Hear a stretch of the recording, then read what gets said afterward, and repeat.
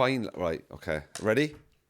That looked like a very serious email. I just got an email. Like you just got news that someone died. So we've already started, but what's happened is, right, so we've got Aaron on again. Welcome to Cork of the North, by the way. Thank you so much to everyone. Obviously, I've got my laptop on, and there's no Wi-Fi in this building, so I connect my Wi-Fi, Aaron, to my phone, right? And I have, you know the way you can do your hotspot? Yes. And I have my hotspot, and the name of my hotspot, you can name it yourself. You know the way, like, some That's people right. put, like, so mine is... North Korea. Comedian. Right. Comedian Andrew Ryan right so there. I was on a train in England last week and I was connecting my laptop to the Wi-Fi on the train, right? Right. And obviously, so I click on North Korea and somebody above front of me in the seat went, there's a Wi-Fi network here called North Korea. And I'm sitting behind them going, that's me. Yeah. That's me. I wonder if they actually tried to type in the password, what was it, like, kill all people or something like that. That could No, be. as we started, I just got an email, and you know, I'm just so happy because I am desperately trying to get my back garden done. Right. Right? I mean, this is the type of content Cork of the North is brilliant, right? Yeah. And I've emailed so many landscape gardeners over the last couple of months, and the first one has just come back to me, and I just got the email. I've gone, yes. Oh, so you're I'm having happy? a look. Thanks for getting in touch. Just to tell me, we're currently booked to February 2023. Oh, what? Why? Is this a thing that you can't book anything at the minute? Oh, for fuck's sake. I'll do it for you, mate. Don't worry. If there's anyone out there that can basically do my garden, I just want a bit of decking and a bit of tidying up. Paddy McDonnell. His brother. Paddy McDonald does fucking everything. I know, exactly. And he does it all badly. But look, that is... He's only got 9 fingers. That's yeah. If he does your garden, he'll have less. But yeah, that's sad to hear. Unfortunately, I've got a really... there was just, to be honest with you, it's like just to get a reply is exciting. is exciting, but that reply is fuck off. The one reply and it's already telling you we're not available. Yeah. That's holy shit. Who books their garden a year in advance? Gardeners. You're gonna have to. Yeah, I know. Yeah, but listen, Aaron. Last week I was in Europe. I was in Belgium. Have you ever been to Belgium? Never. Oh my god! Would like to go. What was it? Chocolate? Belgian chocolate? Is that the thing they have? I didn't have there? one chocolate when I was out there. Fuck's sake, mate. Fuck's sake, mate. Yeah, that's a Kieran Bartlett special there. Is it? No, I went to Belgium last week to do some gigs. Went to Brussels. Right. You know, I went over for a bit of how would you call it? A bit of red tape. You know what I mean? Okay. Bit of, yeah. You know what Britain tried to get out of, like, the bureaucracy. We'll go over there just for a bit of bureaucracy. Bureaucracy. Yes. I went over to Brussels, flew in, absolutely brilliant. Did a show there. Can I just say about the people of Belgium? They're all fucking rides. Yeah. Even the fellas. Oh, nearly as good as Denmark. Right. Have you been to Denmark? You're so much more well travelled than me, especially in Europe. I've been to Leitrim. Like, you well, now you're talking. Now you're talking. Honest to God, Belgian people, absolutely stunning. And they've got great dress sense. They're quite quirky. Yeah. Yeah. You've never been. Where have you been on mainland Europe? Now that you've left Europe, like, where have you been? I've been to Italia. Been to Italy. What's that like? Oh, have you never been to Italy? I've been to Sardinia. Is that Italy? It's an island, yeah. It's an island in Italy. Yeah, I went to Lake Garda a few times. My friend got married there. Beautiful little place. Nice coastal area. Are they rude? Do you know they're not? Yeah, kinda. They're the worst drivers I've ever experienced. Yeah. I rented a car over there, and it was just good luck. They were just the lanes. They just have no concept. It's just like whatever. Now I've been to India too, and they are the worst drivers. It's just like a motorway that can hold 5 cars. There's 20 just in lanes, and it's just like it's pandemonium. It's like a 3-bedroom house with 25 people. yeah, all in the back cramped. of a moped. Yeah. But in mainland Europe, I've been to Spain, obviously, England. I'm not that well travelled. England isn't in. It's not in. I know. Oh yeah, it's on true. the continent. True, Europe. that's It's not true. in Europe. Yeah. It's not, we're not. A few years ago, it was in. Yeah, a bit of a bug, when I was in Sardinia, I hired a car.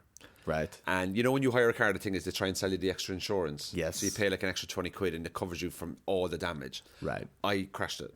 So that was worth it. Well, I say I crashed it. I clipped the wing mirror fell off. The mirror fell off. Okay. And I dented a bit above the wheel. I obviously driving on the wrong side of the road. I didn't. My you know the way your senses are out, you have to adjust. Yes. And I was like basically like the left foot was now the accelerator, and I just couldn't get the thing. Anyway, dropped the car back the following day to this lovely lady, like, and I was like, "Hi, listen, you need to come out there and have a look at this." And the wing mirror, the mirror was just hanging off, right? And she looked and she was like, "What happened?" And I went, I just clipped the tree.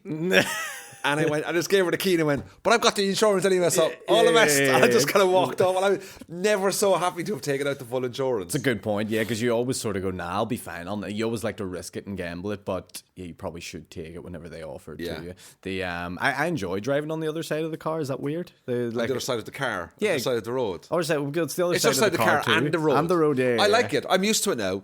I can do it. I did it in Spain as well, and I got really comfortable with it. I got to the point where I was only one arm on it. I got like one arm out the window. Cool guy. And I was like, when I get to one arm out the window, it's when the wing mirror comes off. It's when the wing mirror comes off. Yeah. Exactly that. But I like in the States, dude. I love driving in the States. Have you ever driven in America? I'm going to America for the first time on the 20th of June. I'm going to New York. Oh, no way. You've never been. I'm going to New York in August to go see Seth Meyers, the late night show. Oh, brilliant. Yeah. You can get that on telly, though. I know, but you can also you can watch you on telly too at some point, I'm sure. Yeah, but so you're flying in. But you're going for it. That's part of a lot of things that you're doing. Nope, just going in for one day. Jesus Christ, if you were going for whatever, like you're a stalker, man. Yeah. No, I'll go for a few days, like 5 days or something. Go do that. Go eat a slice of pizza and I don't know, fucking. Do you ever see those things that hey, I'm in New York, I'm walking here, forget about it. I'm so excited about it. That's class, that's really good. You've been working on that. Aaron, No, that's good. That's not We need to get you more acting jobs, I think. That's a good I'm going to New York for the first time ever. America for the first time ever? Never travelled west. Right. So obviously this is Ireland. I've never flown left of Ireland in my entire life. I've always gone right or south. So I've never gone back in time. That's so fascinating. So I've never travelled west of Ireland. The furthest west I've ever been in the world is like Galway or South Kerry. Wow. So for the first time ever, my plane will be turning left instead of going south or right. That's exciting. So I'm very excited. I booked the flights with Aer Lingus in Dublin. Good shout. I got good flight times. More angry about the price of the long-term parking in Dublin than I am about the fucking flights. That is expensive, yeah. So I'm trying to figure out a way. Can I go down the night before on the train and stay at my cousin or something? Well, sometimes it depends. If they do, some of those hotels in the airport do a deal where you stay overnight and they'll keep your car for the duration. So really? You basically pay. So say, for example, it's maybe like €170 or whatever, but you get the night stay beforehand, breakfast or whatever, and then you get to keep your car there for the duration. And that's something I will look into. That genuinely look into. Thank you, Aaron. No, you're welcome. Life lessons with Aaron, guys. Well-travelled man right here. Okay. Never been to Belgium. Never been to Belgium. So but, I'm going, and I did what every comedian does when you go into New York is, who do I know in America that can get me a gig? Get you nicely, get that Irish and connection. I've got a friend of mine called Liz. She worked. I've worked with her loads of times in London, and I emailed her the other day, and I just said, "Listen, what have you got?" And she sent me an email this morning with 9 clubs. With all the contacts, so I'm gonna now. Obviously, I'm not going to be performing because I don't have a visa to work. True, but I'm going to send him an email. Do an open spot. Yeah, because it's unpaid, so you're not working really. Yeah. Is that how it works? I don't know. Apparently, they're very strict on it. But Biden's fine now, isn't he? Biden's grand. Biden loves it. Biden lets you do an open spot. Biden will probably be at the gig. Yeah. I think once Biden knows Andrew Ryan is from Cork and the North is in town, yeah. Biden's going to turn up, isn't he? Yeah. But he won't know he's at the gig because he's full on dementia happening right there. But he'd be at the gig. But at least he's better. Not be at the gig. I'm only starting to process the last guy. Oh, yeah. I mean, he's fucking. I just can't believe that happened. Did that happen? I know. It feels like a Black Mirror episode. By the way, it might happen again. I think he's better. I think he likes the fact that he can live the rest of his life saying it was a fake election, yeah. rather than running again and losing again. I think he'll run to say again. 2 in a row. I think he'll run again. I think if he runs, he'll run as an independent. Oh, really? He won't run. The Republican won't allow him. The Republican Party won't. I don't think the Republican Party will get him as the nominee. He'll have to run it. You know, there's always in America, there's always like you Democrat and the Republican, and then there's like 6 other fucking lunatics that no one's ever heard of. Yeah. And they get like 50,000 votes in the whole of America. Yeah. He'll be that guy. Yeah. That's basically our whole election process here. Just a bunch of people that no one really knows. And then you vote for them, you know. You've been to America before? A few times, yeah. Right. Yeah. New York? Never New York. Always, I've been to Orlando, Denver. What brought you to Denver? I'd work out there, videography work out there. Oh, right, okay. Did work for this client, like a corporate conference sort of thing. Stayed, this is the maddest. So I was in Denver for 3 days, never left the hotel once because I was literally, this job had me filming from 7 in the morning to 8 at night, and then I would have to edit from 8 at night to 12 o'clock midnight to get, so the video had to be done the next day, and that was for 3 days in a row. So I never even got to see a bit of the outside. Slave labour, Aaron. And it was literally, I mean, for the money, I was happy to do what I was doing. Oh, it was the biggest paid job of my life, like and I was meant to be doing it again, and then COVID fucking wrecked everything. And now you still have those contacts with those people to go back again? Nah, it's all changed. It's all changed now. Because what happens is the events I used to do, because I filmed a few of them and stuff, like in Spain and whatever. But what they used to do is they used to bring their company from all across the world, like a big company, like you imagine, like a Fortune 500 company that has offices in London, you know, Europe, all these different places. And then they bring them all together in one central location. Bring them all together and they do like a whole team thing. And it's like 1,000 of them. And they fly them all in. But because of COVID, they're like, well, we could save so much more money now if we just do it virtually. Everyone sits on their webcam. We don't have to pay for flights, hotels, anything. And so they don't need it anymore, essentially. Now, there is some of it happening again, but it's on a much smaller level, you know. Yeah, I think when people realise that we can still get the same impact and the same feedback and the same sort of outcome on a 70% save, we can save 70%. Which then impacts the self-employed, the creators, the designers, the stage managers, the sound engineers. So, you know, we're always getting fucking beaten down, aren't we? Performers. Fucked up the ass. Yeah. Up that. Yeah, the fucking shiter. Aaron's very aggressive this morning. I was, It's Tuesday morning. You know what I'm like on Tuesday morning. I get riled up. Because you've been out last night, bag on the heroin last night, weren't you? Oh, I was gigging with Paddy, so yeah. Where were you last night? We were in Derry in a place called 720. It was like this little bar club venue. Any good? Area. It was good, yeah. I enjoyed it, had a good time. Now, Paddy said I didn't notice it when I was on stage. It might have been a little bit Republican. Might have been. Paddy's audience. Fuck off. It might have been a bit Republican. Paddy's audience Republican. Paddy from the Falls. Yeah. I mean, it was surprising me too. Paddy from the Falls. And what would happen was Paddy from the Falls, the man that's been arrested, jumped in front of the police things with an Irish top on, Republican. That's the man. I'm with the name Paddy as well. It's news to me, but I always thought he was Presbyterian, to be honest. No. I think he's vegan. Yeah, he's gone vegan now. So you say it was a bit Republican. So what happened was... What was it? Were the audience in balaclavas and you just didn't notice it? Or? Very much so, yeah. They were all... Jerry Adams at the front row naked. Oh, I wish. Jerry Adams, my boy. But we... Yeah, because I was doing jokes, and because that's what I do. And in some of my jokes, I say Northern Ireland. And I've had that issue. We've spoke about this before. Now, I didn't know it was when I was on stage, I didn't feel the tension, but Paddy said every time I said it, you could just feel the crowd go like, like a little. Yeah, the Northern Ireland and the North is the big. And then, to be fair, when I was on there and I could hear some silence, I was like, oh, they're very. But I just thought they were being very nice. I was like, oh, they're very nice. No, they were just going. Literally, they were just going, when can we grab him? Now, luckily, the jokes all finished with a laugh, so I think they forgave me for saying it, so it was okay. But yeah, it could have been much worse. You see, what I've learned to do now is I go, it's great to be here living in the north of Ireland. I dare not say Northern Ireland, and I make a joke about it then, because if I say Northern Ireland, some of you will be like, that is the correct. And the others of you are like, this is actually Ireland. You're just in the north and you're from the south. And it's the free... It goes on and goes on. It's like, this is what I'm saying about, like, when I moved here, I had to learn what to say and what not to say. I still don't know. Yeah, my brother was up again last week and he stayed in my house while I was away. And he loves it up here.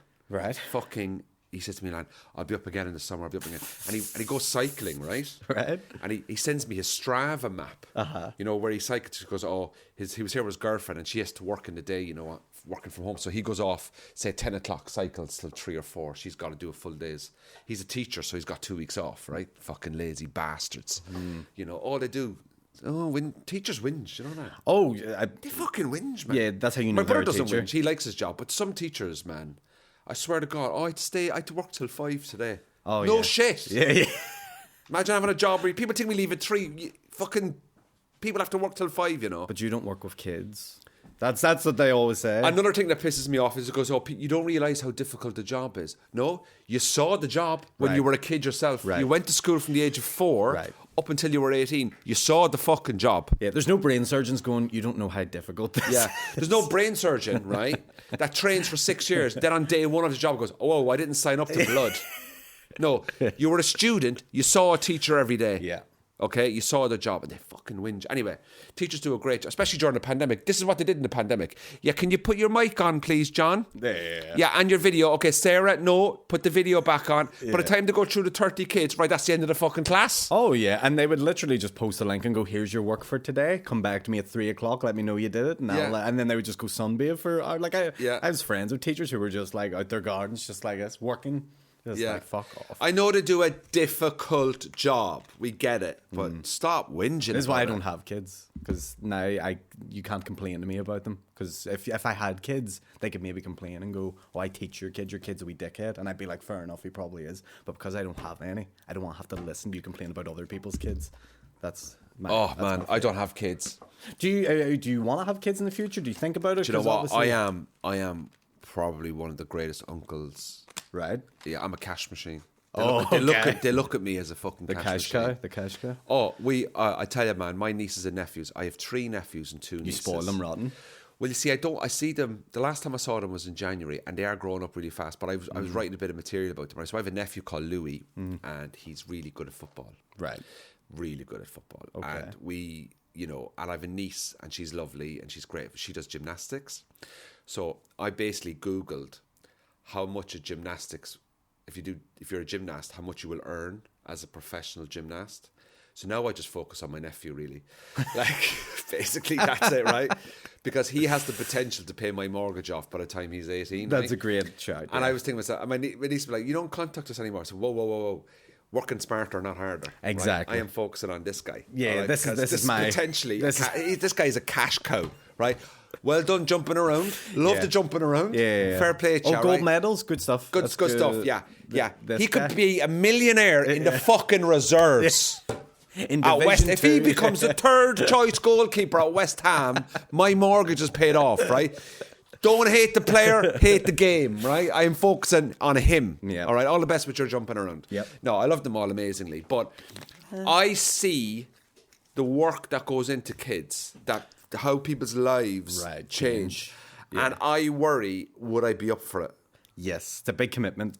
But I get a lot of fulfillment in life through what I do. Yes. So golf, comedy, traveling, having fun, going out, doing shows. Yeah. And you're not sad. You're not missing out on anything. You don't feel like there's a gap in your... There is no gap in my life. But it's also a bit like, who's going to look after me when I'm 65? Someone will.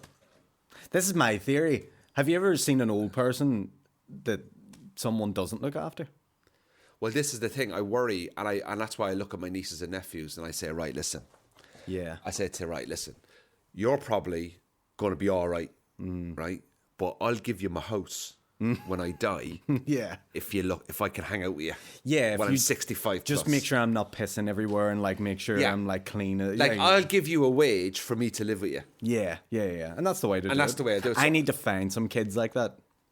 Okay. Because I don't have any. That's a strange sentence. It is. I need to find kids. If there's any kids I think Madeleine McCann's parents would fucking love you. If there's any up and comers watching Andrew's podcast that would like to volunteer when I'm not yet but in about 40 years or something, whenever I'm too old to do stuff, give me a shout. This is I don't have any nieces or nephews, no brothers or sisters, no. And here's the other kicker as well. I feel really sorry. No. It's my own choosing. Well, that wasn't your choice. I didn't choose. But here I chose to. So I don't know if you know this, but I've had a vasectomy. And I have no kids. This is why I'm asking. This is why. Aaron, we were talking about European cities first. Now we're on to your vasectomy. It all ties in because when I go to the European cities, I don't leave the babies there. How old are you? 33, as you would 33. say. Yeah. 33. You've had a vasectomy at 33? I had it at 28. What happened? What's going on? Did you have to do it or did you want to do it? Yeah, it was government sanctioned. They say they seen the amount of Edwin kids. Poots turned up and went, you're not reproducing. They said to me and Paddy together, they sanctioned us both. They said, hey, Paddy's having too many kids. We're looking at Aaron here. He's going to have too many if we don't stop him in time. So Are you doing it for climate change? Yeah. You don't want to have like global population. It's overpopulated. Let's just have less kids. How amazing of you. Can I ask you, why have you had a vasectomy at 28? What happened? What's all this? What's come about this? Oh, I've zero desire to be a dad or have kids. But at 28, that's a big call. Oh, it is a big call. But now I'm 33 and I still feel the same way. But why where did this desire come from? You must be in the back of your head in your early 20s. Oh, when I was like 19, 20. Like early. And even then I was going, could I? And then I was like, no, let's hold off for a load more years and see if I still feel this way. Did hold off, got to 28 and thought, fuck it, let's do it. Have you got a girlfriend or boyfriend? Nope. You're single? Single. And have you infertile. Have you had a girlfriend after you've had the vasectomy? No. I don't really have girlfriends. What do you have then? Fun. Just fun. I have a good life. Aaron, you're like my spirit animal. I'm like, oh my God, me and Aaron. What? Can I get a vasectomy? So, can you just walk in and be like, can you do something there? I can give you my guy. Do you want my guy? You've got a guy? I've got a guy. If he's in a back fucking street and he's trying to sell me DVDs as well, I ain't fucking going. It's just Paddy. He's like this, like, you won't feel a thing. Yeah. So, I find that insane that you've had a lot of people do. A lot of people do and a lot of people don't. Some people understand it whenever they get to know me or talk to me. But from a very young age to decide in your early 20s that you don't want kids is a big call. Oh, definitely. And my sort of attitude toward it was, because people have different, whenever they hear it first, they're like, oh my God, like this is insane. And then it's like, my attitude always was, just because you have the ability to have kids doesn't mean you should have kids. Well, there's a lot of people out there who have the ability to have kids and they shouldn't have kids anyway. Exactly. And they have kids. Exactly. So that was my whole thinking process behind it. And I have no regrets about it. I feel absolutely fine. And if you had girls not want to see you because they want to have kids and they're like, well, there's no point in this going anywhere. Oh yeah, like there's been girls I've dated and stuff, and like I always tell them straight up. I think I say it on the first date because I don't want them to think. Alright, I'd love to go on a first date with you. Be on camera. We need to. You should go on first dates, Ireland. I know. Hi, I'm Aaron. Hi, how's it going? I'm Aaron from Belfast. It don't work. Yeah. No, it does work. It does work. Just nothing works out of it. Just doesn't produce any results. Yeah. So, I just think. What did they say? What's the reaction? Oh, some are like, oh, that's fine, that's cool. And so, by the way, some girls I date are on the same wavelength where they're like, oh, I actually don't want to have kids either, and that's totally fine. Everyone has their own choice. But then others hear it and go, we're not going to work out in the long term because I do want to have kids. And then we have a very adult chat where we just go, oh, that's fine. We can just be friends or whatever. It's no big deal. Can I text you at 1 o'clock when I'm drunk? I mean, I don't say that. And the woman's like, well, there's no risk. I just look, it's no big deal. Do you know what you need to do? Get a woman with kids. Who's already had her kids. Who's like 18 years old? The kid's 18? No, not an 18-year-old girl. No. Like meet a woman that's like 35 but what and separated and divorced and she's got like a 10-year-old and an 8-year-old or something. Still too young. No, but you don't have to live with them. I want them to, here's what I want. I want them to be like fully raised and adult already, and then I come in as their dad. Like 22 and I'm going, right, son? no, as your stepdad, I'm firing blanks, but... I love you. Just like I treat you as if you were my own, even though I didn't want any of my own. I always wanted you. I'm just kissing them and all. Get your mother to lay off. She's pissing me off. Have you ever dated anyone with kids? Dated in a sense of, yeah, I think I have. I mean, I've went with women that have had kids, like, it's no big deal. Good feeling. But yeah, it's just I'm an easy living guy. I find that fascinating that in your 30s now, that that that's the decision you've made. You can reverse a vasectomy, can't you? You can, but I know a guy. I think we both know the same guy. Paddy, you won't feel a thing. Fuck, Paddy can't get his reversed, let me tell you. That's Paddy had one as well. He has, yeah. He got it. Funny, he got his a year after me. This is ridiculous. Same guy. No. He actually went on the NHS. I went private, of course. But because the NHS butcher the fuck out of your balls, like from people who I've heard have got done, and also there's a big waiting list on the NHS. I would be the lowest person on that waiting list because they would look and go, "You're very young and you don't have kids. There's much more people important than you." So I went, fuck it, I'll go private, get it done instantly. Paddy, when he got his done, like a year after me, I was filming some project with him, and I was like, yeah, I'll see you tomorrow morning and stuff. And he was like, right, I'm getting this vasectomy. And I was like, yeah, grand. Comes into the room to film. It's like a room like this. Me, Shane Todd, a few other boys are in it. Cameras are set up and stuff. Paddy comes in, not even a hello, not a good to see you. Now, by the way, I'm going to say this. We were totally fine with this. It's not like Paddy sexually abused us or anything like that.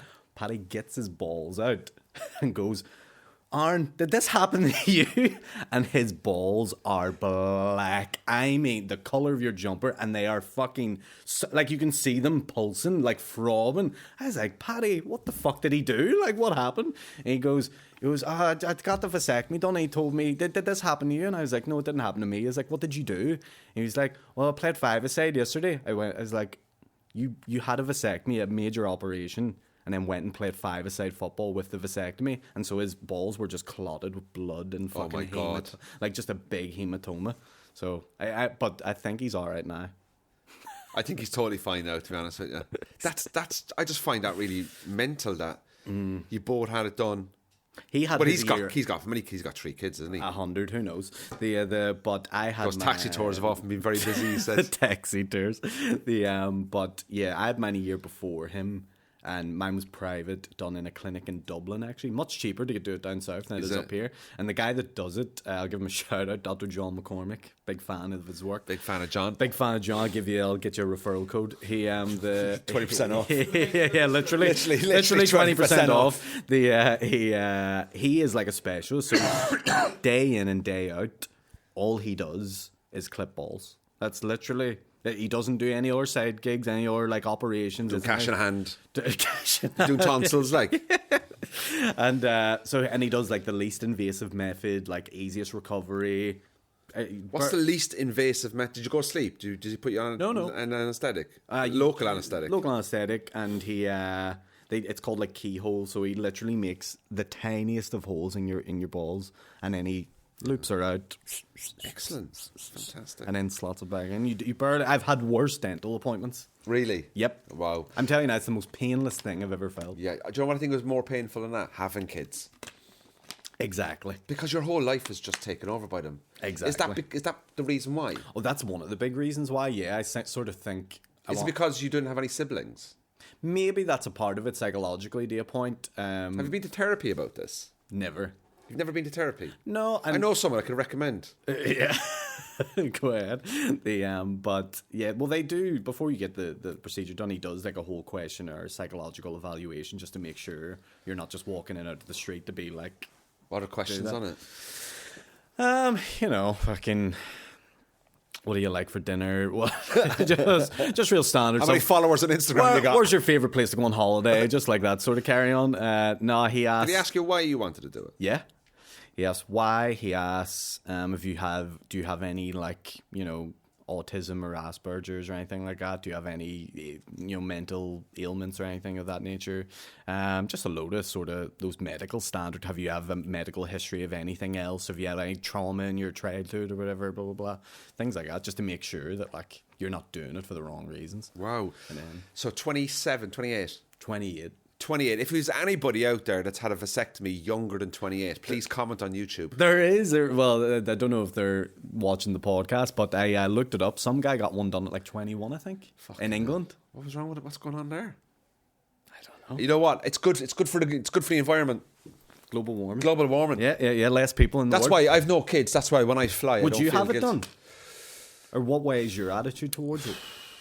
For example, you're dating a partner right now. I don't know if you've had a talk or anything about it like that, or like the future. Do you ever see yourself with kids, or? It's a tough question. It's such a difficult question. Because you might get to a point in life where you go, actually, yes, or you might get to a point. Do you know what it is? Do you know what it is? I have been kind of like. It's harder to do it when you're older, though, as well. Do you know what it is? I'm so self-reliant on myself, and like I'm a single income household. Yeah. So Same. I work a lot because I have to pay 100% of my bills. Same. If I was living with somebody and we were together and they were working and I was working, obviously there's a financial release there where you split the bills and all that, blah, blah, blah. So then there's a lot more money in the pot. Mm-hmm. And with a lot more money in the pot comes a little bit more freedom. Mm-hmm. Therefore, do you want to have a kid? Becomes a lot more achievable because you're not maybe as stressed or as worried. And I think, like, for me, I think I would be a really good dad every second Saturday. Sure. Supervised by a social worker for an hour. Yeah. And it has to be filmed. I don't know. But people think that you're never, there's no one that says like, we're ready to have kids. I don't think you're ever ready. No. But I think You just deal with it when it happens. Yeah, it's harder as you're older too because you're so used to not having a kid. You know what I mean? You've been, your age now without having a kid. If you were to have one now, it'd be such a change. Like my mum had me when she was 20, so like for her, and then when I like grew up, she was like 40 still, and she's like, oh. Well, I'm going out this weekend to meet a 25-year-old and you're 20. Has he had the snip? No.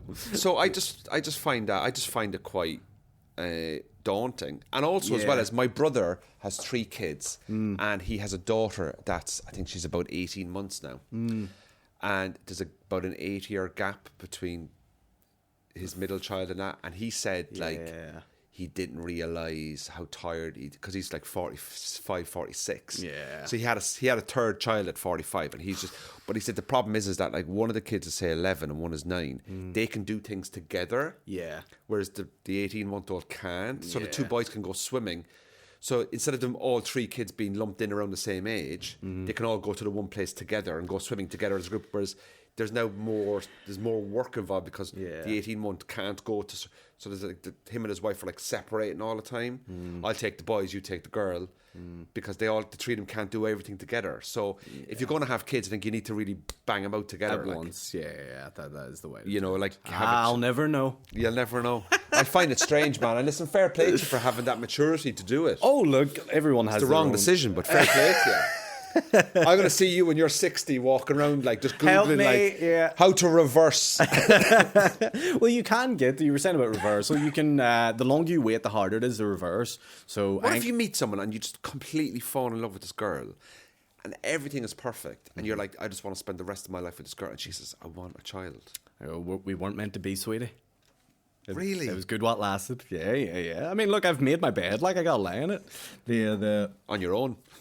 On my own. But nobody coming in it's comfy. It's still comfy. But yeah, in about 40 years, I will be looking for some kids to look after me.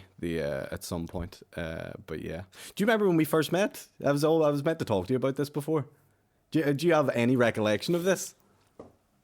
We met not in Belfast. Yes. We met at Lavery's. Nope. Here's the thing. Limelight. You probably forget this. This is so crazy. I meet so many people who've had vasectomies these days. I can't. Oh, it's just hard to keep track in Belfast. Where did we met in 2011 at the Empire Young Comedy Competition. BBC Comedy Award. BBC Comedy Award. Oh, yeah. I was on the same heat as you were. Oh, yeah. I was on before Michael Smiley hosted it. He was a judge. He was a judge, and I'll tell you something about that as well. So who won that night? Oh, I did. You did, and that is why I want to bring it up. I'm still bitter. I won the Northern Irish heat of the BBC. I want to buy a canter, like. Yeah. I'm not gonna lie, guys, but I mean, I was on a different. Well, I can remember I was second last and you were last. I don't know why this is so vivid in my head. Keep the best of last. You were the headliner. But I had a good set. And I came off going, fucking, yeah, I think I've had the best set so far tonight. I think it's only going to take this guy to outdo me. I was like, I'm sure he's fucking Cork, shy probably. And fucking goes on. You did a bit about looking like Dougal, I think. Yeah. And the whole place fucking in tears. And I was just sitting there going, oh. I fucking annihilated it. I was like, well, this was a good night. And then, so after the show, I didn't know who Michael Smiley was. And just because fucking I was stupid, young, whatever. And this guy came up to me after, who was Michael Smiley, but I didn't know who it was. And he was like, oh, I'll give you some advice, blah, blah, blah. And I was like, who the fuck's this fucking weird drunk loser trying to talk to me? I was like, yeah, whatever, mate. It was Michael Smiley. I completely pied off Michael Smiley. A fine comedian and a fine actor you may have seen in things like Line of Duty and stuff like that. He's so good. He's popped up on so much stuff. And he's so... And also, like, you know, I think in the early 2000s, the 90s, like, really big comic, really big Northern Irish comic in the UK and stuff like that. Like, and he's just a brilliant actor now. And he is. So well respected. But did we talk that night? Just small talk backstage. We were all, because there was like 8 of us or something, wasn't there? And there was a load of boys from England for some reason. I think I was the only Belfast person on, like. And you were the only, like, other Irish person. The rest of them were all like, oh, we've come over from the UK. Like, they flew people over. I was living in London, so they flew me over. There you go, yeah. So, but I went on to the semi-final of the BBC Comedy Award, and I was shafted. Oh, yeah? Oh. In what way? Patrick Keelty was the judge. Fuck. And he started giving me advice afterwards. Oh, yeah? And I was like, okay. But he was nice, like, he was very nice. I've met him once or twice. He is nice. Nice guy. He was very nice. I used to work with his brother as well. His brother used to, I don't know if he still does, but he would sell Ferraris. He's a Ferrari dealer in Belfast. Oh, really? I don't know if he still does now, but he did like 3 or 4 years ago. Still selling Ferraris, yeah. Wow. Yeah. But for Ferrari official, not like on the back of the market, like does. He was part of the official team, like. Yeah. Did you ever re-enter the BBC Comedy Award again? Never. Because I took a break then after that. That was me at my end. Did I fucking destroy your confidence, Aaron? Yeah. I went fucking Andrew Ryan has ruined my love for comedy so much. But do you know what? When I turned up to that, I didn't obviously know a lot of the Northern Irish acts. So so the BBC had a new act competition, and it became quite. I was actually working with Yukori Kitani at the weekend, who won it 3 or 4 years ago. She's a Japanese comedian. I was working with her, and a few other people have won it. Like, who else has won it in the past? There's a list of people. Steve Bugeja won it. Steve has just had a sitcom on ITV2 with Ian Sterling. So there's always good things do come out of it. Yeah. And I entered it, got in, turned up, did the gig in Belfast. It was rammed that night, wasn't it? Full. Fucking BBC Two audience. It was BBC Two. Yeah. And I went on and I was just like, oh my God, I'm from the South. What's going to happen? I went on. I did jokes. I told jokes about my mum. Right. Asking me questions and answering them in the same sentence. It was just the most Irish. Yeah. And they were all going, oh, this fella from the South. It's when you did the Dougal face, I went, I haven't done the Dougal face since then, man. Oh, really? I stopped doing that. It's weird because I remember doing gigs with Ardal O'Hanlon. And I used to have a bit where somebody heckled me and they were like, oh, you look like Dougal from Father Ted. Then Ardal goes out and then someone heckles Ardal and goes, you look like Andrew Ryan. From Cork in the North. From Cork in the North, What's he like as a person? I've always... Ardal? Yeah. Oh, gentleman. Yeah. Oh, mate, what a man. I've met him probably about 4 or 5 times. And one thing happened many, many years ago. There was a big charity night on in London. And I got an inquiry to see what I'd go on. It was myself, Aisling Bia, Ardal O'Hanlon. I can't remember who else was on, but there's an inquiry come in and said, would I be up for doing this big charity? And it's like for an Irish homeless centre. And we're talking like 400 or 500 people in the crowd. Nice. And I went, yeah, I'm available, yeah. But I never heard ever anything about that gig again. No one confirmed me. All right. No one sent me an email. No one said, this is your stage time. So I just thought the gig had gone away, So anyway, I was sitting at home in London one night. It's like a Tuesday night and it's like 5 to 8. And I'm just watching telly. I'm not gigging that night. Next thing you know, it's 10 past 8 and I just happen to look at my phone and there's a voicemail. So I go into the voicemail and it's Ardal O'Hanlon. In the voicemail, I'm like, Ardal O'Hanlon, how's he got my number? Like, that's fucking mental. And Ardal's going, hi Andrew, this is Ardal here. Just wondering, you're due on stage in 5 minutes in London. My God. Where are you? You fucking what? So I'm panicking now, thinking I fucked up here, right? I'm thinking I've missed an email. I've replied to a gig. I've not put it in my calendar, and I'm meticulous with my admin. Like my admin is very tight, right? Because you know yourself as a comedian, we cannot be late. Yeah. And if there's 50 people, 100 people, 1,000 people in a crowd, and the comedian just doesn't turn up, it's chaos. Right. So I go through my emails and I just see the last email for that gig. I'm panicking. I'm thinking, right, can I get to the gig? If I leave now, I can get there for 5 to 9. I'm trying to plan. What the fuck? So I ring my agent and they're like, no, this hasn't come true. Like you weren't booked. So there's a big rigmarole. I'm thinking, look, do you want me to go? I can go. Like I can get there for 9:15. Eventually they contacted a club down the road and they got someone up and it was sorted, right? Jeez. And I found out the following day that it wasn't my fault. It was what happened was the people booking the gig had contacted my agent, inquired. They replied and said, Andrew's available. What's the story with it? When is it on? What time do you need him for? Is there a fee? Blah, blah, blah. They hadn't replied, but they said, yes, he's available, but never followed up the admin. I see. But the fact that Ardal O'Hanlon left his voicemail going, you're due on stage, and I'm like, oh, mate. Yeah. Like one of the reasons why, there he is. Like one of the reasons why I got into comedy was because of that TV show. Right. And now he's leaving voicemails going, where are you? What age were you when that show was on? 12, 14. So was that like when you were in your 13, when you were in your teens? Was that like? Oh mate, what a now bear in mind this was VHR cassette time. Yeah. So I'm talking 1994, 1995. Yeah. It went to Channel 4 first, Father Ted. And then I went on to RTE. And I think I was in second year in school, so I was 14 at the time. And I think it was, forget me right, it was on RTE2 when it moved over from Channel 4, RTE2. I think it was 10 o'clock on a Tuesday night, and I used to record it, and I'd watch it, and I just couldn't get the jokes because I was just fascinated by it. Yeah. So then I'd rewind the video, Yeah. and I'd watch it again at 10:30 to 11. I'd get the layered jokes, Yeah, the yeah, sudden yeah. jokes, right? And I used to get a lift into school in the morning, or sometimes I would get the bus into Cork, into Chris. So my school, I went to a school called Christian Brothers College in Cork, right? We went to the Christian Brothers. Now, there was no Christian Brothers there at the time, right? So Like it was our fine. Christian Brothers up here. Like Yeah, me and like- Paddy went to the same Christian Brothers school. Yeah, it was just called the Christian Brothers, but there was none of those fucking weirdos in there. Like, Right. It was grand. But if I get the bus to school, my bus would be, say, 8 o'clock, and I would probably, get into school for maybe 9:15, 10 to 9. But if it was the day after a Father Ted episode, I used to get the 7:30 one in. So I'd get into school for like 8:20. So we'd have time to talk about the previous night's episode. Right. And that's how addictive it got. Yeah.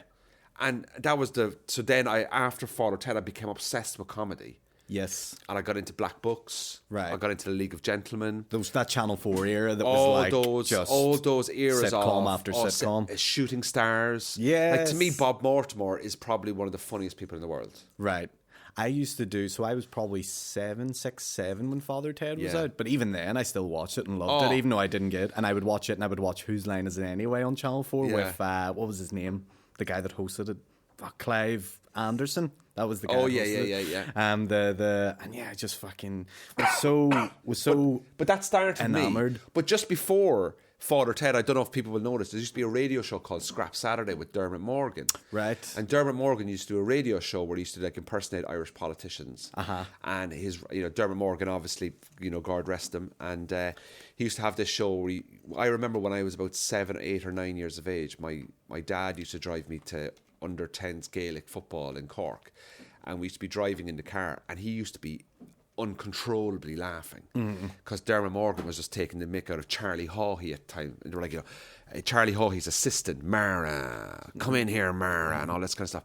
And I was like, why is he laughing so much? Yeah, what is this comedy thing, right? Yeah. And then that got interested in comedy, and I was the youngest in a family of 4, and obviously I was vying for attention as a child. Yeah. So I used to just try and get attention and try and be funny. Yeah. And I used to repeat lines from the show. Of course. But then I became obsessed with the League of Gentlemen.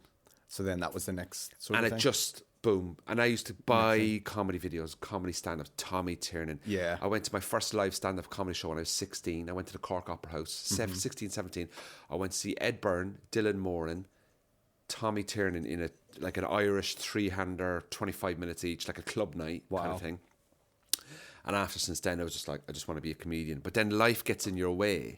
Yeah. When you're 18, 19, how do you become it just doesn't happen. Like, especially in Cork where there's fucking nothing, no comedy. Totally. And when you're that age too, it's almost like you're so young that it's hard to get on stage and do stand up and go, try dictate what you think life is to people, because people just look at you and go, you're 18, 19, exactly, absolutely fuck on. That's why I stopped when I was younger for so many years. I was still only 20, 21. And I was like, people just aren't buying into anything I'm saying here. So I get, but since I've came back, it's been a lot easier to sort of stand up and do it, Yeah, but, like when I was 14, I used to steal Bill Bailey jokes. Oh, I used to stand up in front of my family and do them. Yeah. The first time I did it, I absolutely smashed it, man. Oh yeah. I was like, I have got something here. Second time I did it, it was horrendous.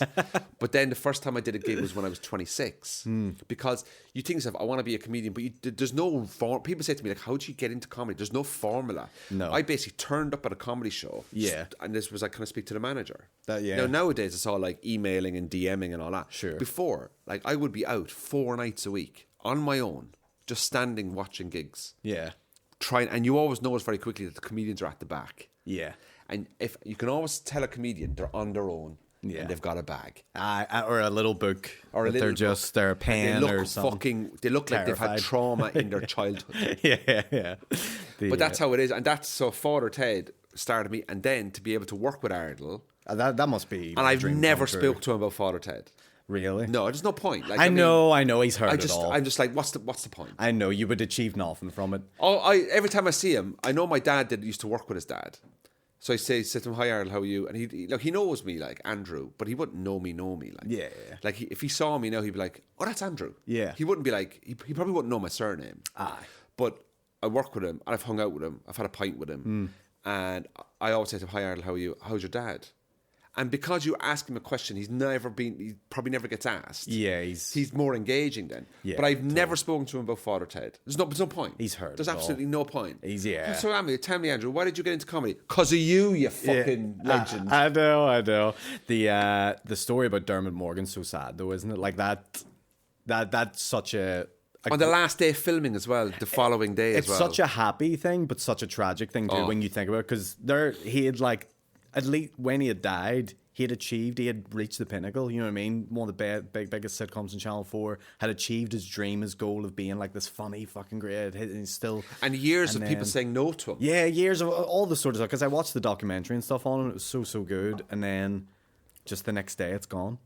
But there's something beautiful in it, but there's something also sad about it too. It's like one of those stories. But where would Father Ted have gone after that series 3? Now, it may have stopped and gone. They might have done a film where they'd gone to America, and it would have killed it. It would have ruined it. Yeah. But there's a little bit of like, I'm so happy it stopped where it stopped. There's a beautiful irony in it just being those 3 seasons, and that's it. It's just like that little... Like Fawlty Towers was only 2 seasons, wasn't it? That's true. Oh, yeah, and they were like 6 episodes each. There's only 12 episodes of Fawlty Towers ever been made. Yeah. That's so... Fleabag is 2 series.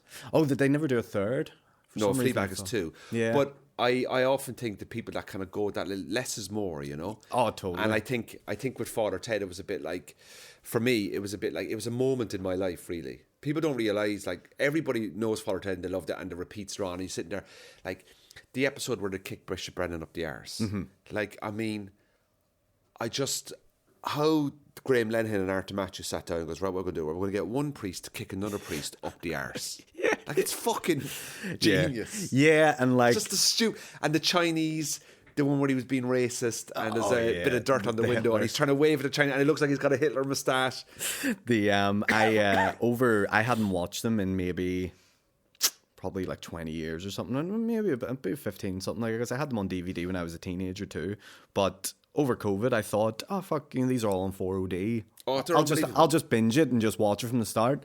I was like, does it still hold up? And it still holds up. And I was just like, nothing will ever be.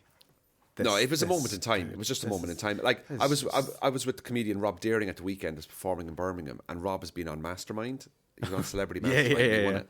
And we were talking, I said, my specialist subject, if I went on Celebrity Mastermind, I'm not a celebrity, but I'd love to go on it if there's any way that someone can get me in, is Father Ted, Series 1, 2 and 3 in the Christmas special.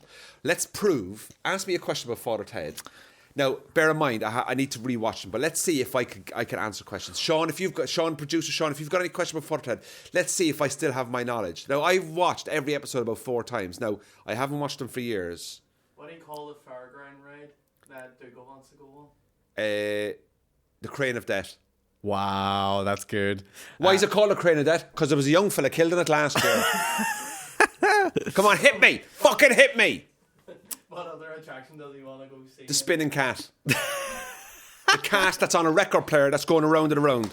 The spider baby. Oh, the spider baby. Because it's got the mind of a spider, but the brain... No, it's got the brain of a spider and the mind of a baby, or whatever it's called. Spider baby. Come on, hit me. Fucking hit me. How much was it for a go on the Crane of Death? It's 50p. Amazing. Yeah, Come on, hit me. What, whenever Dougal's stuck on the milk truck, what is the plan they come up with? Okay, so they can't go below a certain speed because the bomb, because it's like film Speed 2, isn't it? So they get the brick. But what's the priest's plan to help him to get him off? The priest's plan? Well, they get the brick. Yeah, what's the plan before that? So they have the triangle of boxes.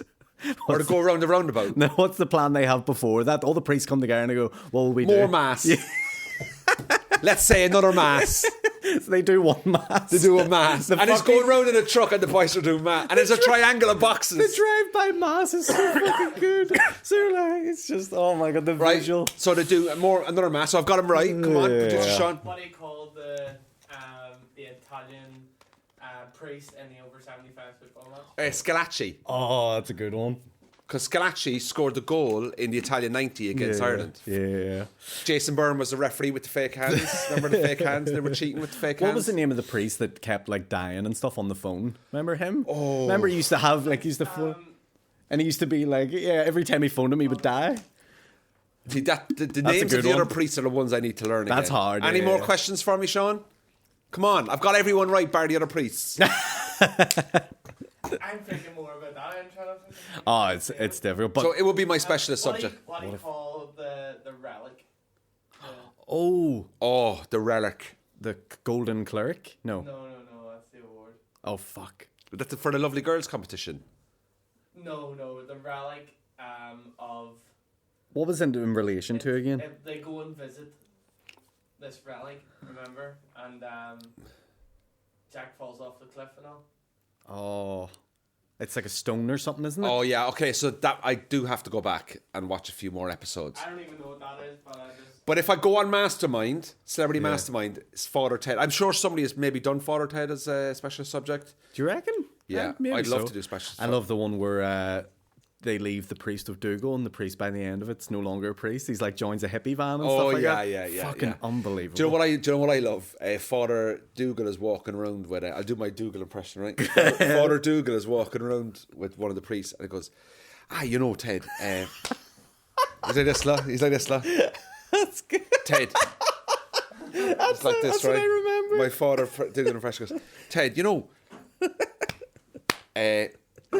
know, God and heaven and hell and all that. He says, it's all a bit mad, isn't it? Such a great line. Do you know, like, it's all a bit mad, isn't it? And do you remember the one where he says, Dougal, when Bishop Brennan comes, he said, whatever you do, don't mention the fact that he's got a son. Don't ever mention the fact that he's got a son, right? Right. And Dougal's sitting there, and he's just there, like, hair combed over, and he's in his tank top, and he's like, how's the son? And Ted jumps up and he goes, how's the son of God? The son of God. How's the son of God? And do you remember the one where all the nuns came? And Dougal is sitting and he goes, whatever you do, make the nuns feel comfortable. Right? So the nuns turn up, right? And Dougal's sitting there and he's got the nuns. I'll do the hair. This is probably the favourite line, right? And he's got a nun sitting next to him. And he's like, right, make her feel comfortable. Make her feel comfortable. And he's sitting there and he's just looking at her and he's like... And it goes on for about 20 seconds. He's like, so you're a nun, right? And then he's like, in the back of his head, you can see, but make her feel comfortable. How's your bra? That's Take off your bra. Do you want to take off your bra? It's just, I just laugh so much about it. That's my Dougal impression anyway. that's that's one of the best impressions I've seen. Ted, will you come on?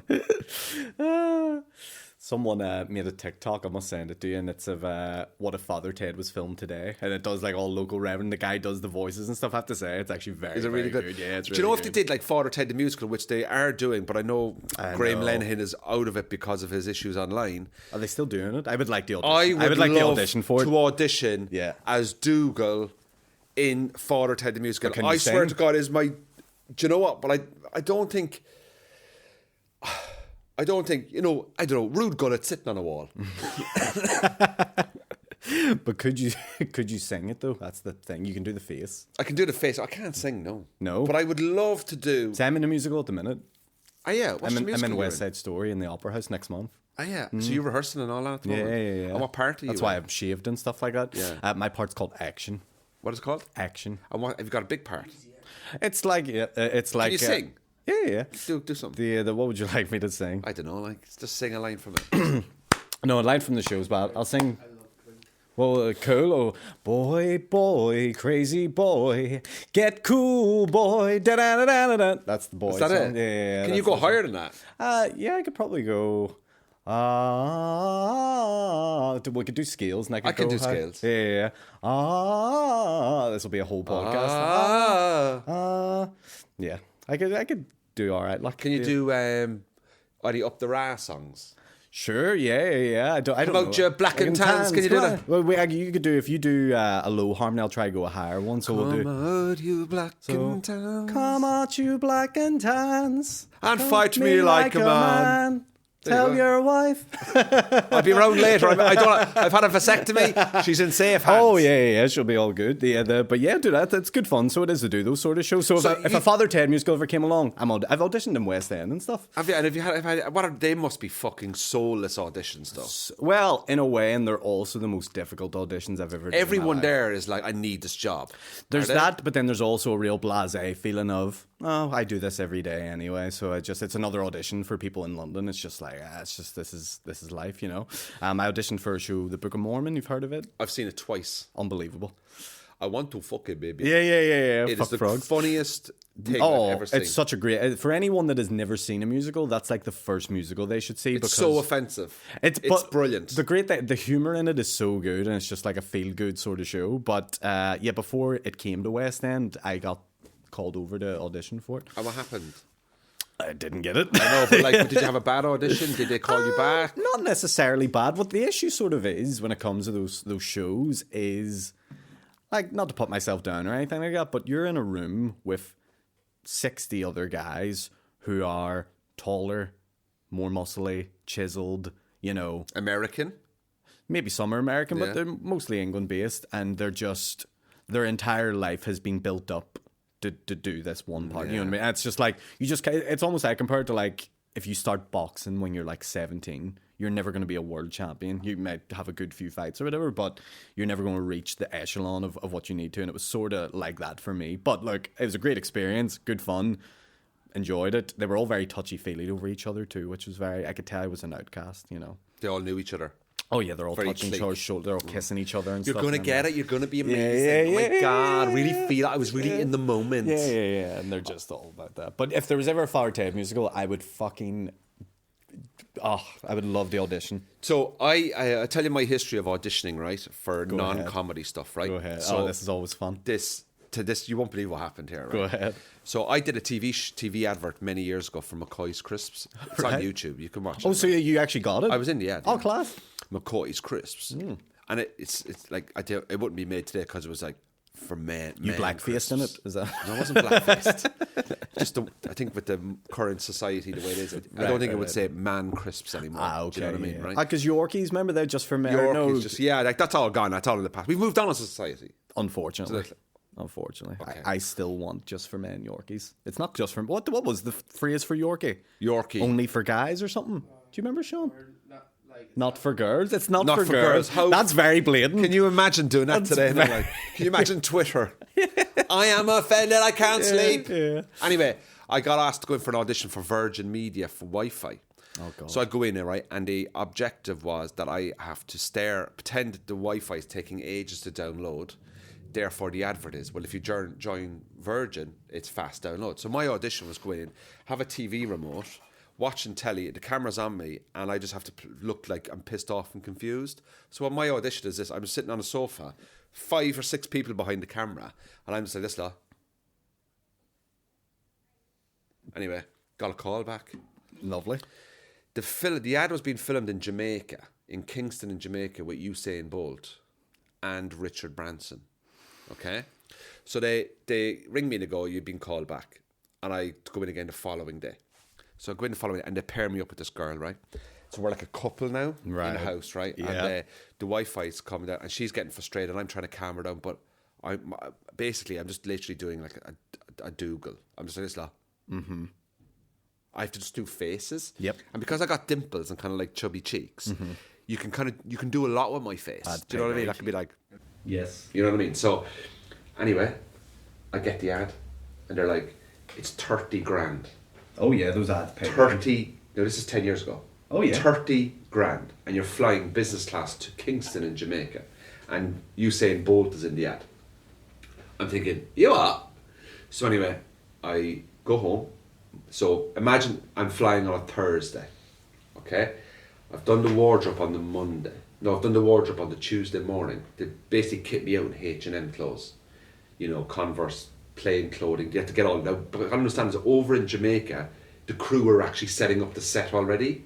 So you just imagine, like, the producers, the camera crew, they're already out in Jamaica. I'm flying in on a Thursday, film on a Friday, and I'm flying back Saturday night. Jesus. Okay, so just imagine that it all has to be set up days in advance. Mm-hmm. So there's a casting agency in London and there's a production company in Jamaica and they're all talking at a different... So they're saying, right, we found Andrew, here's this, I have to do photographs, you know all this shit. Yeah. Height, weight, inside leg and all this kind of stuff. So I go home, I pack for 3 days in Kingston. I've had to send in my passport because to make sure it's valid and all that. I get my flight time, flying Virgin Atlantic to Kingston from Heathrow. I put my luggage I was living in Manchester at the time. I put my luggage in storage at Euston Station. So I have to stay in my brother's because I have to be in London just in case there's changes and all that. So I wake up on the Tuesday night at 8 o'clock. I've got my flight details. I'm 30 grand up. I'm going on Virgin Media with Usain Bolt and Richard Branson. I get a phone call. Andrew, there's an error. What do you mean? You're not on the ad. What they've done is the production company, the people in Soho are using you, but they sent the wrong picture. So they've got your name, your email address, but with a different guy's face. Oh. So what's happened? There's been a mix-up in the audition tapes. So the people in Jamaica, like the producer and the director who are out in Jamaica, see Andrew Ryan, but they see a different guy's face. So they're just thinking I matched that face. Right. So basically, another guy got the ad, but they put the wrong picture on the wrong casting form. So basically, there was a mix-up, right? So I'm like, but I'm like ready to go. Like, I mean, I'm being told I'm getting the ad. So my agent's like, there's been a massive mix-up here. Oh no. They want Andrew Ryan, but they thought Andrew Ryan was this really blonde guy. They've just put the wrong name and picture together. So I'm like, right, okay. So anyway, they said, look, they'll compensate you. They're mortified. This company in London are mortified. They're so sorry. All right. Like, they've just made a massive admin error. Like, somebody's put the wrong picture on the wrong application. I'm right, okay, cool. So anyway, that was it. I go home. They give me a couple of £100 or whatever it was, right? Just as an apology, right? Yeah. 3 months later, this ad turns up on TV, right? And there's a guy sitting on a sofa with his girlfriend doing the ad, and he's got beautiful blonde hair. Now, I'm kind of like strawberry blonde. I'm not ginger, strawberry blonde, right? And I'm like, wow. And then he's in another ad with Usain Bolt. And I was like, oh, gutted. But apparently the feedback was my hair was too dark. But I was looking at his facial expressions in the ad, and I was like, I was better than that. They needed his hair on your They wanted face. a different... They wanted like a couple that were like symmetrically fucking linked. And they wanted... Anyway... They screwed me, basically. That is sad. That's to basically hear that. it. Yeah. I would have bought a house with that. Oh fuck. Yeah, good. It's so much. That's yeah. Has anything ever happened to you like that in auditioning where you kind of go? I did an audition once for boxing, and I had to be with I was the boxer, and there was a guy putting a towel over me, and the guy couldn't act, so they just cancelled me and him. I was like, but he's a fucking idiot. Yeah. Get me another towel guy. Don't put his shittiness on me. He couldn't remember his lines, and I was like, he's fucking this up for me as well. Like, I fucking hate that. That's you know what I mean? When you do the two-hander and you're like, yeah, they're not prepared and you're prepared, and because he's not prepared, it's making you look like shit. Yeah, that is the worst. I've never had anything to that level or extreme. There was one thing when I was like 21, 22 when I was younger, and a guy who I'd worked with at BBC was like, here, Aaron, there's an advert auditioning for a comedian. You should probably go do it. This will be a good role for you, whatever. I was like, fuck, happy days, get to it. Get to the ad, and I'm like, there's a lot of really older guys here. And the part they were looking for was someone to play a husband, and I was 20, and I was like, and so they put me with this fucking, basically a MILF, just to be like, you know. You're 20. Yeah, you yeah. should be turning and go, look, I'm having a snippet a few years. Yeah.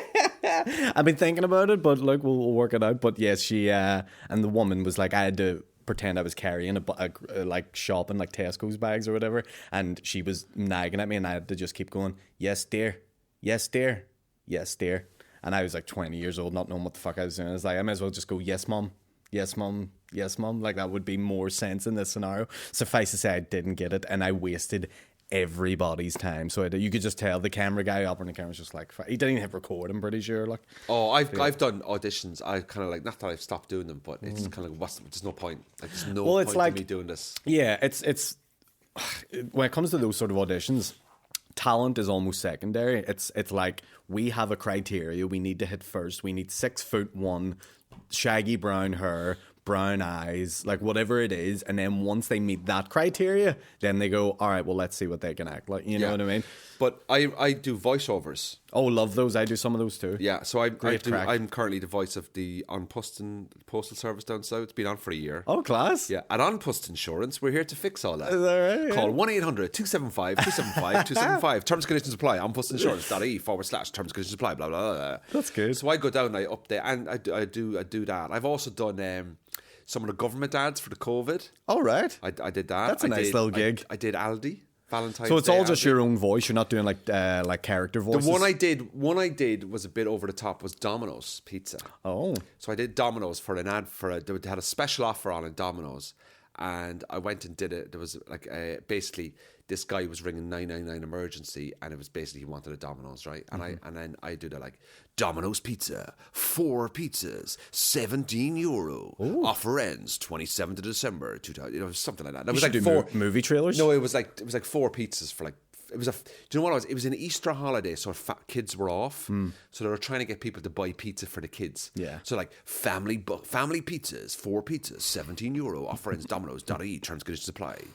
Blah blah blah. You will die if you eat too much. Something like that. Like so that, I do that, like, and then but that advert only goes out for like a week. Aye. And then it's gone. But the On Post has been on for 18 months. Wow. And they every so often they ring me up and I go, I drive down to Dublin and I do it. And it's brilliant. Like, it's great. Like, you go in, you go, right, Andrew, your line today is we're doing 30% off home insurance. I'm like, great. On Post is at 30% off home insurance. Contact onpostinsurance.ie. Yeah. And then I was sitting at home one day. I was in home, my sister's house one day, and I was just watching Coronation Street. There he is. The advert, it just comes up. And my niece is looking at me and goes, that's you. And I went, yeah, no, I've seen it. Yeah, I Crazy. lived it. I remember. I remember it. And I know what's coming next week. Yeah. You're not going to believe the offers in 18 months then. Yeah. So one thing here at Cork and the Night you may have noticed if you're watching on YouTube, and a big thanks to everyone that watches it, we're changing the set again. So the wallpaper's come down, and we're going to be redoing it again. All right. So next week it's going to be different because we're putting in different panels and stuff. So if you think that the podcast is taking an actual step back, I know, Aaron's took a big step back in his life with the vasectomy. Yes. Or is that a step forward? Or is that a step? Some would argue. If there's anyone out there that's had a vasectomy, please comment on YouTube because it's not something that I'm looking for. Trust me, I don't get enough action to warrant a fucking vasectomy. I'll sort you out. Don't worry. I'll sort you out. No, you're not sorting me out with fucking nothing. No, Andrew, you need to see my guy. We'll do a whole dick MOT. I'm not filling out a form on myself, all right? But listen, Aaron, it's been really good to have. Now, Aaron, where are you gigging to? Because you're doing some support for Paddy's and stuff, or what are you doing? Fuck, what am I doing coming up? I know, because I've got the musical next month in the Opera House. So you're gone for how long? 6 weeks doing a musical? No. It's only like a week run. It was very short. So it'll be in the Opera House May 10th to May 14th. You can come see that if you like musicals. If you like comedy, I will be. Fuck, I don't know. I have no idea what. It doesn't matter. But if you're looking for a relationship, don't without come children here. and you don't want kids, that's your guy.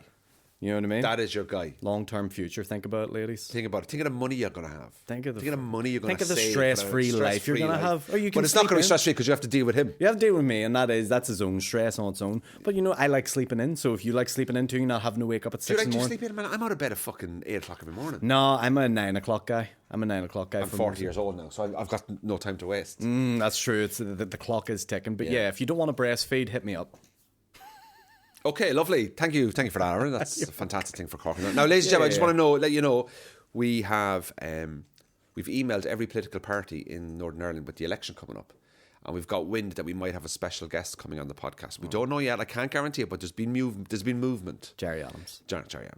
There's been movement. Okay, that we will have somebody coming on pre-election next week. We've got 2 guests on next week.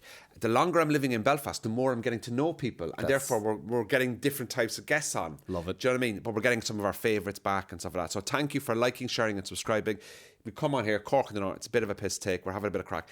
Dates are being announced for my solo show in Belfast pretty soon. So if you want to come and see me do on my tour in Belfast, I will be performing here. So please do subscribe to my mailing list on andrewryancomedy.com. But thank you very much for. Excuse me. I've had a bad cough the last couple of days. Since I've been in Belgium, never finished the story about Belgium, but we'll do that another time. We got sidetracked with a vasectomy. That's what happens. That'll do it. I've never thought I came in with I'm going to talk to you a little bit about Belgium. Good intentions. I came in with such good ideas. Now all of a sudden I've had a vasectomy. Yeah. We're getting to know each other. So ladies and gentlemen, big thanks to Aaron for coming on, Aaron Butler. Keep liking, sharing and subscribing. I've said this too many fucking times, to be honest with you. See you again next week. Cheers. Up a hoods. Slán. Chat. Goodbye. I can't believe you got the fucking snip, man. That's crazy.